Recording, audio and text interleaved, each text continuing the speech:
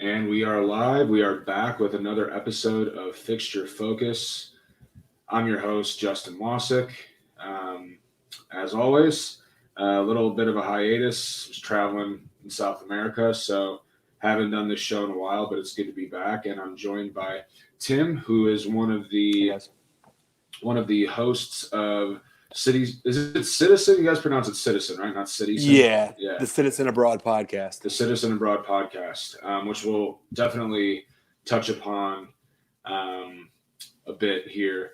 But as I like to always start the show, especially with fans that aren't necessarily from England, I'd like to always ask, how you became a City fan. What was your journey like to eventually choosing Manchester City as a team you're going to support? Yeah, so I'm not from England, obviously, as you can tell by the voice. I'm from the state of New York, way upstate originally. I think I have my Buffalo Sabres gear on right now. Oh, nice. But I'm a crazy sports fan, and always liked through high school and college playing FIFA and things like that. Had different teams I liked, and then I think it was in 2006 or 7, I want to say. Bill Simmons, when he was at ESPN, he was, wrote for Page 2, all that stuff. He wrote this 10,000 word column trying to pick a Premier League team that he was going to support. And so he wrote out the pros and the cons of each, kind of their American sports comps, who their celebrity fans were, all this stuff. He ultimately settled on Tottenham as the team he was going to support. And after reading all that, I went for Manchester City. I liked the kind of, little brother to United's big brother at the time. I love Oasis, so I like the Gallaghers, So I like that color, the light color blue. So, which of course West Ham utilizes nicely as well. Yeah. But so it was kind of random, and then I still remember the day that the TV started playing Premier League games more and more, all kind of leading until that Saturday in 2012 when City took on QPR, final day of the season. All looked lost, and then 93 minutes and 20 seconds into the match, Sergio Aguero puts one home, and I, very, very clearly remember sitting by myself in my apartment in Queens and just going nuts because, it really had to be one of the most dramatic sporting events I've ever seen in my life in any sport, and so it was really cool to see, and from that moment on, I was totally hooked, and the rest is kind of history. Yeah, that I saw that match live too because it was on ESPN at the time. Yeah, I believe. yep. And I would say honestly, because I was a pretty big soccer fan in grade school. I supported AC Milan, and I fell off watching soccer until about college, and I roomed with a lot of soccer fans. The soccer team at my college. I would say that combined with just watching that game and just seeing the importance of that match to the City fans, obviously the drama of it. Yeah. I would say that match really was a big reason why I was motivated to start following the Premier League and eventually pick a side to follow. So a memorable match, like you said, in any sport. Yeah, and for the Premier League as a whole, obviously it was just a great game for a neutral, but right down to the final moments where United thought they had won it and they were kind of split screening it, and then all of a sudden they score, and Alex Ferguson has to start pulling, Phil Jones and his guys off the field who are kind of celebrating because they think they might have won the Premier League. And, it's just stuff that you see in sports that you don't see anywhere else. And I think that hooked a lot of Americans who were able to watch that game. I agree. Now, so you've been a fan for a while, and I know for me at least, a big reason why I've remained a West Ham fan and a fan that has really followed the club pretty religiously, even being so far away from England, is the community of fans that I've met throughout the years, both through American Hammers TV, but also through our Chicago Hammers supporters group. Sure. I'm not quite sure if I would be at least as intense or as passionate of a fan if I didn't have a group of guys to support with. So I know that for me has been integral in my journey as a fan. So how has your journey as a fan been? I know, especially from the time you watched, it was not really on TV all that much compared to now. Every single game is on TV. So just as a City fan, like how have you grown as a City fan? What is the evolution of that? What does the evolution of that look like? Yeah, I mean, like you said, I mean, television has been a huge part of it. I mean, it's part of the reason that I picked a team to begin with is, just the fact that it was something that you had to kind of go to obscure bars and stuff and really kind of search for to the moment. I mean, I really think kind of the high water mark was 3 or 4 years ago before NBC Gold took over and stuff. I mean, all those games were free for 2 or 3 years and, 13, 14, 15, something like that. So, it was like having the DirecTV package for the NFL, but for soccer, and you could watch any game you wanted, any time of day, when they were playing and stuff. So it was really cool. And, stuff like that has been kind of started to be hidden behind paywalls and stuff like that. But I mean, so I think, kind of on a tangent, I think it kind of hurts the fandom of the sport in general because I don't think they were kind of ready in America, at least, to kind of require that sort of dedication from the majority of people. So I think it's harder for people to get in now, but they still have enough for free. And, so as I watch the game more, I love talking sports with all my friends. We talk NBA, we talk NFL, college hoops, whatever. And I didn't have anyone to talk, football with, talk Premier League with. And that's kind of the genesis behind starting the podcast.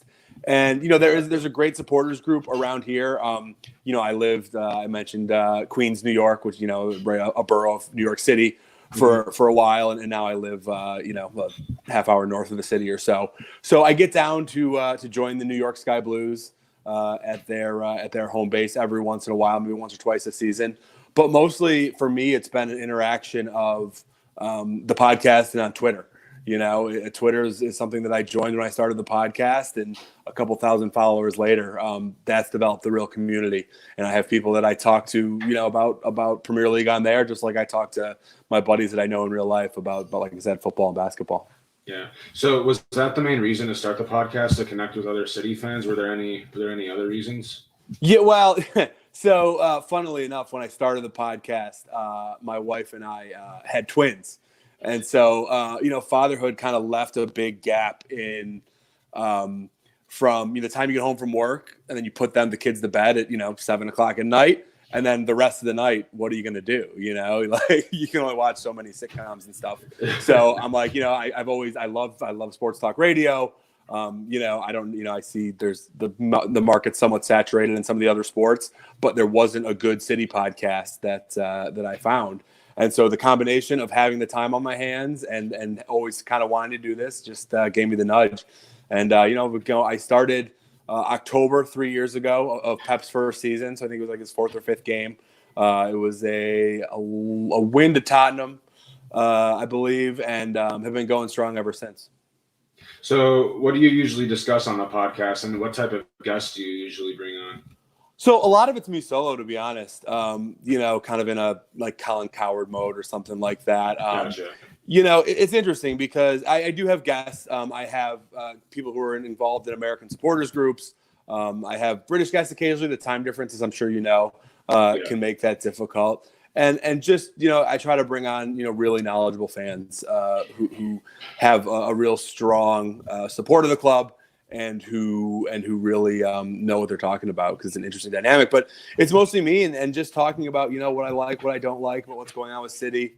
I lean on player evaluations a lot, on, the youth squad, things like that. So I talk about it all and just kind of rant and rave about my opinion for half an hour, 45 minutes or so. And people seem to like that. Gotcha. Yeah. I'll definitely have to take a listen. So let's focus now to the club, the current state of the club. Obviously, pretty big news coming from the City camp. A full ban from European competition for the next 2 seasons due to a breach in financial fair play rules. I know at the beginning of the season there were talks that this may happen, but a lot of it went quiet for a while. I really wasn't following along if there wasn't any chatter recently. So it seems for me, I sort of forgot about it for a while, and then it just sort of came out of nowhere. So what were your initial thoughts when it came out? Yeah, I mean, it was something that all City fans follow. I mean, obviously, since the Der Spiegel series of articles came out sometime last year, I guess it was 2 years ago at this point, but during last season. Right. And UEFA started investigating. I mean, we always knew this was a possibility. Like you said, it did go really quiet though, and this is the interesting thing that I think some stuff's going to come out about. But the kind of in the know city reporters had a decision coming down in December, and for all sources from the club and everything, they expected to get a major financial slap on the wrist, but no ban. And then from December, when we were expecting the decision to come down, until now, until February 14th on Friday when it came down, there was nothing, just, dead silence. So, most people kind of forgot about it and thought, the final will come eventually. And then it just kind of dropped out of nowhere on Friday and set everything kind of crazy. So, I mean, like what were your initial thoughts when you heard, were you, I guess, a little surprised given that there was a ban, especially 2 years? And then also on top of that, what are your thoughts now that after you've had some time to let it soak in? So, my initial thoughts were a bit of anger and just kind of, upset at that it had gone this far. I have a lot of kind of complicated thoughts about financial fair play and UEFA and Manchester City's role in all this kind of stuff. And I've only kind of been deeper entrenched in my opinion. I mean, the first thing I think is that City will, the first thing I tweeted when this came out is, opening day, which I think is September 19th and 21st or something or 19th and 20th of next year or of this year is match day 1 of Champions League. And I think City will be kicking off against the Champions League opponent on that day. I mean, the whole thing about this is that, whether this was going to get to this point or not, I think the City kind of management structure led by Khaldun Mubarak, who's the chairman, has said that they are not going to take this lying down. They don't think they've done anything wrong, and anything they have done wrong is kind of a reaction to a really unfair set of financial fair play rules that are said to be designed to, keep clubs from becoming financially inviable and from, making sure clubs don't get in over their head and spend too much and then have to lose the club. But what they really are doing is they are limiting new ownership investment, which keeps the clubs, the traditional clubs that have always been the best around the world, keeps them in the number one seat. So you're looking at, the Uniteds and Barcelonas and Madrids and Milans and, it helps those clubs while it hurts clubs who bring in new money like City and PSG. And you see how they deal with those clubs very differently. Gotcha. So sort of these rules are set to keep the old guard set. That's exactly right. It is. Okay. Yep. So, and go ahead. Well, I was saying, and Mubarak has even said, he had a great quote in an end of the season interview the other year, is that, he said that instead of taking kind of a plea deal, if you will, and taking a lesser punishment for admitting guilt, he would rather pay $30 million for the 50 best lawyers in the world and keep this thing going for a decade while they play out, the current players they have. And Pep Guardiola, kind of is the key piece to this. So I do not think that Pep Guardiola will ever serve a transfer ban or a Champions League ban while he's at City. So you mentioned that you think that on match day 1, City will be kicking off. Mm-hmm. Are you saying that you think that the European ban will fully get removed, or do you think that the appeal process will take that long to the point where they'll play next year and then potentially be banned the next season? Yeah, I think City. Well, I think both of those are potential options. I think that City will pursue whatever avenue gets them to that option of kickoff September 19th, So whether that is getting it fully dismissed, if it looks like it's going that way, I think they'll do that. If it's just kicking the ball down the road from a legal perspective to get it, so they can play, so they are qualified while they have Pep Guardiola as their manager, I think, that could be too. So yes, it could be either or.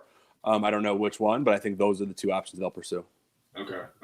Yeah, I mean, they do have the resources at their disposal to get the best lawyers in the world. I saw, I think it was from recently where Mubarak, is that his name? Mubarak, yep. Mubarak. He was rolling deep with 20 or 30 yeah, just I've seen that gift too. Yeah. I was like, oh man, he means business. Yeah. So I mean, my opinion of the matter is, I honestly would be pretty surprised if the entire ban got removed simply because I think UEFA is going to try to make an example out of City and to set a Absolutely. precedent. I think if they, this is such a big bombshell to say 2-year European ban for now one of the biggest clubs in the world, and then to just completely go back on that, it would really take the teeth out of any future discipline that UEFA would give. Now, that being said, would I be shocked if the ban was removed? No, a little surprised. Yeah. But also, I actually think what will happen is something along the lines of the appeal will last until next year and City will play in Champions League next year, or the ban will get not removed, like knocked down, decreased to 1 year. I could definitely see that. So we'll see what happens. But let's just say that you guys, let's just say that the 2-year ban will hold. It'll start next year. No Champions League until 2022 or whatever. What happens to the team? Do players leave? If so, who do you think does? Does Pep leave? What happens? Yeah, that's the billion-dollar question probably. What's going to happen with everyone? I think in the short term, I think this actually helps City. We'll talk a little bit about City on the pitch, towards the end here. But City has been kind of, I think, mentally worn out from these last 2 campaigns where they've set historic marks in the Premier League, and Champions League has suffered because of it. Pep has done some weird things with some lineups in the Champions League, really back to his time at Bayern Munich. He hasn't had a Champions League win, since Barcelona, and so he, I think this is good. I think this is the kind of hook that Pep can use. They're 22 points out of the lead in the Premier League, so Champions League is really what they're going to be banking on. And Pep can use this as, look, guys, whatever happens, we may not be back here next year. Some of you may be gone, some of you may be here, but let's do this one last thing to do that. And I think that's kind of the psychological hook that Pep hasn't had this year. Because he can, hey, let's do 100 points. Hey, let's set all these records for, let's win 18 in a row to close out the season. They've done all that. And it's basically the same cast of guys. So he's not able to lean on that. So I think in the short term, this is going to be a good thing for their Champions League prospects. Now, long term, a 1-year ban, I think most things remain the same. I do think, this is going to be the longest Pep has ever stayed if he goes to next year. The longest that Pep has ever stayed in one place in general. So I think he may be kind of winding down his term at City. I think it was a little bit telling that Arteta left to go to Arsenal. I think if Pep was planning to step down this year, Arteta seemed like the most obvious guy to step up and take over for him in a kind of seamless transition. And so the fact that he left, I think, tells you that Pep has another year or two in his system for City. And so with a 1-year ban, I don't think much changes. Same. A 2-year ban, though, I think, that can make a big difference. I could see, Pep falling on his sword for that one. I could see guys like, the Sharks are already circling around Sterling and De Bruyne and Bernardo Silva specifically. All those guys have come out and said, look, we're very happy here. We don't plan on going anywhere. But it's a real, thing, which, it'd be an ironic thing that, they get banned from Champions League and all these other clubs get to spend ridiculous amounts of money to raid City. Without UEFA saying anything. So it'd be ironic, but it's definitely within play. So, I think a lot of it is kind of doom and gloom headline grabbing for these guys, for the media that's writing about all this, that Sterling's gone, De Bruyne is gone, Silva's gone. But if the 2-year ban stays in place and gets upheld quickly, I think it's a possibility. Interesting. Yeah, I agree with that. I think 2 years obviously double the impact that 1 year has. But like I said earlier, I wouldn't really be surprised if it went to 1 year. Sure. But we'll see. Now, you did mention in that short-term explanation of the answer to my last question about the psychological hook this may have when it comes to the Champions League. And I for sure agree with you. I think the hook's probably already been there given the league is out of reach, but now it's even like deeper hooked in, so to speak. Yep. So moving forward, you have a pretty busy schedule and obviously a pretty difficult schedule with the Champions League in the next few weeks. It all starts off with the match against West Ham on Wednesday. And And then I think you host Leicester, and then you have the first leg of Real Madrid. Yep. Yeah. So, I mean, would from a West Ham fan perspective, would it be surprising for us to see a much weakened City side on Wednesday? Because that's certainly what we're hoping for. Do you think that now that Pep's going to make a statement, put out a strong team, and keep trying to win games? I think he puts out a strong team for sure. I mean, I think Zinchenko suspended, and then Sterling will miss the game, and Sane obviously too, as he makes his way back. So, but I think the team itself will be strong. If he's gonna rest a key guy here, a key guy there, I see that being more against Leicester on the weekend. So, especially after they've had so much time off, I think that West Ham gets the full physical capabilities of Manchester City. What I think you could see is a weakened kind of mental City. I think a team that has gone through the ringer with this Champions League ban and is looking forward to Real Madrid a week later than West Ham. And I think that wouldn't be surprising because, like I said, this team, while the guys are all physically the same this year, the kind of mental aspect and the drive and the kind of late game determination that you've seen from City the last 2 years just hasn't been there. Yeah. I mean, like you said, it takes a lot out of you. I mean, shooting for 100 points and then you having to win your last, I believe, 14 matches just to win the title by 1 point last year. People forget last year that because everyone was focusing on Liverpool because they hadn't won in a long time. And they're like, oh, bummer. They almost had it. Right. But people forget that City had to win their last 14 matches just to win by a point. I would assume that season was even tougher than the season before. Yeah, for sure. I mean, they have done incredible stuff in the last 2 years under Pep, winning these 2 Premier League titles, and so no one had repeated. I don't think to a decade prior when Manchester United did it. So just the fact that they repeated it and the way they did it in dramatic fashion was really great. And then they haven't made many changes over the last offseason. They brought in Rodri and then kind of switched out Danilo for Cancelo, but that was about it. So it's the same guys who've been listening to Pep's message for the better part of 3 or 4 years now, and it might be getting a little stale. Yeah. So I want to ask you about your expectations. Obviously, City's expectations before the season was probably to win the league again, and probably win the Champions League too, even though that double would have been tremendously difficult. Now, given everything that's happened, given that the title's pretty been wrapped up for a couple months, and on top of this, you have a potential 2-year European ban. Expectations. I'm assuming the Champions League is number one priority. Is it Champions League or bust? Yeah, I think so. I mean, look, the Carabao Cup is pretty much, not to be overconfident, but City pretty much has that wrapped up. Now they're in the final against Villa. They should take that pretty easily, and then the FA Cup. They have a decent chance of winning that as well. But again, they've won. This will be their 3rd Carabao Cup in a row. If they win that, their 2nd FA Cup. And so, we've seen a lot of domestic success from City. Really, we've seen everything we could ask for except for a Champions League. And so before any of this happened, while they did have a chance to win the league, from match day 1 of this season, a lot of people still believed that this was Champions League or bust year. And that is only the fact they fell so far behind Liverpool has only cemented that.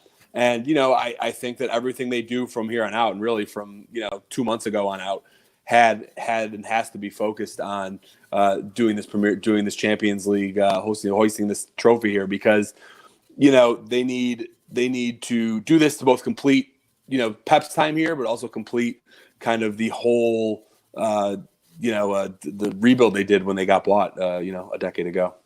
Let me ask you this hypothetical: if you guys win the Champions League this year and then the 2-year ban holds, do you think Pep's gone? Yeah, I probably do. Maybe you get 1 more year out of him, but I think that's it at best. I mean, Pep, again, this has always been his MO. I mean, it's a little, every play stop has been a little different. He grew up in Barcelona, and so I get why he's ready for a new challenge. Bayern Munich, was just kind of a whim, and he had some issues with the front office there. But the City project was really built for him. I mean, they brought in a guy to run things on the football side, Chicky Begaristain, 2 years, maybe 3 years before he got there. And so every move they made, up until Pep getting there was with an eye towards him coming. So this whole project has been built around him. And, I think he's going to stay longer than most places, but I think he's still a curious guy, a mercurial guy, a guy who wants to try new challenges. And so I don't think he's going to stick around forever for sure.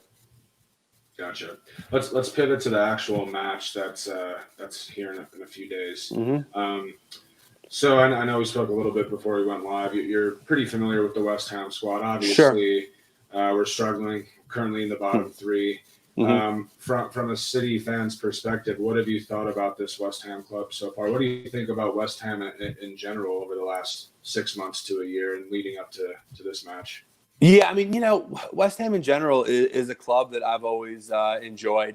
I think, when you look on social media and stuff, it's a club that always has a good relationship with City fans. I think they kind of support each other a little bit on social media, and they've always been good to each other. And it's a team I like.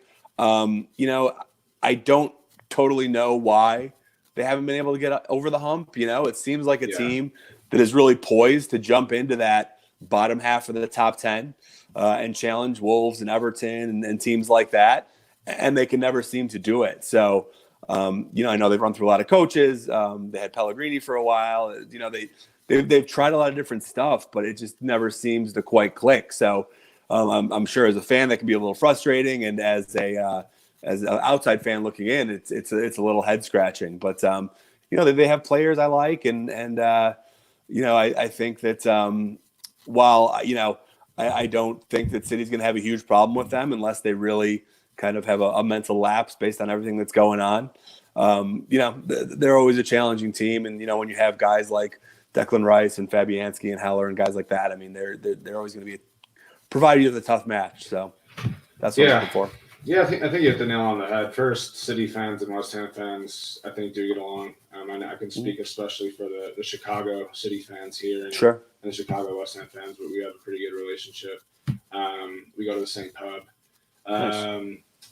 But yeah, it has been an extremely head-scratching year. I mean, if you would have told me that it'd be February and we'd be in the bottom three and Pellegrini would be fired, I would have laughed in your face. There's no way I would have believed you. Because we had a pretty decent year last year, and I was looking to build off of that. I know even some of the guys here at American Hammers TV were predicting, top six. Sure. I mean, I wasn't one of those guys, but I certainly thought that we'd improve. And to see us just so drastically go back the other way, literally go back and getting David Moyes, it's just been quite the last 4 or 5 months as a West Ham fan. And we desperately need points. I know that's why I asked you what you thought about the chances of fielding a weakened team, because I think at this point, West Ham fans are just grasping at straws. Points are needed. Yeah. It's not like the last couple of years. Like last year, you had Huddersfield and Fulham who were just so bad. You didn't need as many points to stay up. Now, you may actually need to get to that 40-point mark.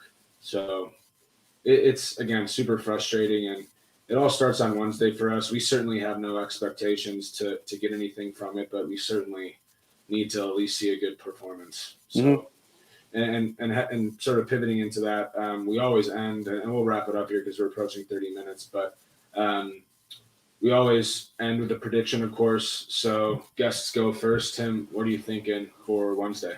Yeah, I mean, I like I said, I could see this playing out a couple different ways. But if I had to go with the prediction, City is relatively rested. They're relatively healthy, and they have some real motivation now to get after this. The defense is still in total shambles for City, so I don't think it's a clean sheet by any means. But I could see them going 4-2, 5-2, and really opening up the floodgates while still letting a few behind them. Yeah, I know the defense has been probably the weak spot for you guys, especially center half. Of course, you don't anticipate Laporte being injured and then Stones has been injured too, or was injured, I believe. Yeah, he's all over the place. I mean, he's been benched, he's been hurt, he's been everything. Everyone knows back at practice right now, even Laporte, Stones, all the guys. So it sounds like from what you read that other than Sane and Sterling, everyone's pretty much ready to go. Gotcha. Yeah, for me, I agree with you on the like I said, the defense being your weak spot. So I do think we may squeak in a goal, but our defense has been fairly poor and fairly porous over the last few months, especially. Issa Diop, who was a pretty good center half for us last year, has fallen off a bit. Angelo Ogbonna, who had a great first half of the year, has fallen off a bit. The confidence is just, there's no confidence at all. There hasn't been any in the club for some time. So I do think the floodgates will open on City's side too. I'm going to pick 3-1, and that may be generous to West Ham, but I'm going to pick 3-1 City. So as I always say, because usually the predictions are against West Ham, I hope we're both wrong, but yeah, there you go. Yeah, we will see. But man, we'll wrap it up here. Tim, thanks so much for taking the time. Really appreciate it. And hopefully I'll have the chance on Wednesday to send some banter your way after we beat you guys. Yeah, absolutely. I'll be on Twitter and looking forward to it. But thanks for having me. That was fun. Of course, man. Thanks again for listening, everyone. Take care.